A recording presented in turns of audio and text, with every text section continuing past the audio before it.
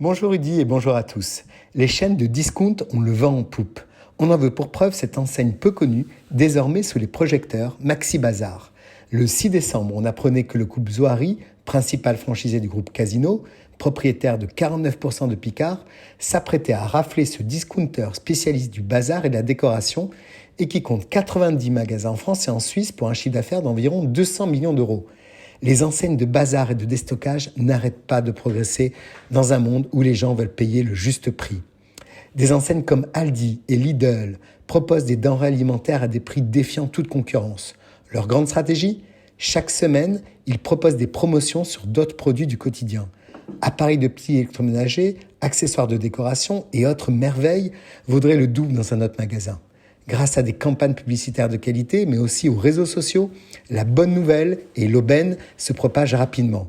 Si vous avez un magasin situé près de chez vous, c'est une chance qu'il ne faut pas dénigrer.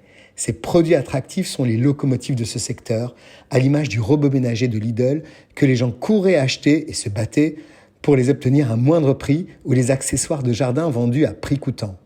On entre dans ces enseignes et bien sûr, on y fait ses courses. Avec 10 nouveaux magasins d'ici la fin de l'année pour le français Supeco, on n'en est pas à Rest également.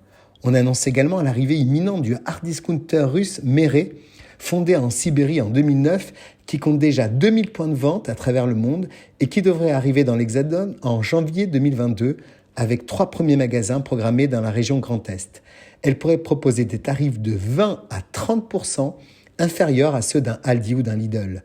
Ces chaînes à bas prix qui refusent dorénavant le qualificatif de hard discounter. Ce marché du discount a été porté par des ouvertures de magasins incroyables, qui pèsent environ 7 points sur leur croissance de 10 à 12%, au détriment des hypermarchés qui ont perdu près de 10% de leur chiffre d'affaires en 2021, ces hypermarchés qui sont en périphérie, loin, trop grands et qui n'ont plus les meilleurs prix. Selon une étude Xerfi, le parc des principales enseignes de discount a ainsi plus que doublé depuis 2012. En face, les consommateurs français applaudissent.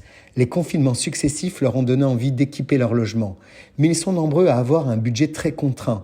On recense 32% de foyers vulnérables, en recherche de prix par nécessité et non par appât du gain. Mais réduire cette progression aux consommateurs les plus pauvres serait une erreur. La progression est fulgurante dans les familles à bon pouvoir d'achat et les discounters savent aussi les motiver, à l'image de la top modèle Heidi Klum qui défile pour Lidl et qui s'affiche avec une blouse à 9,99 €.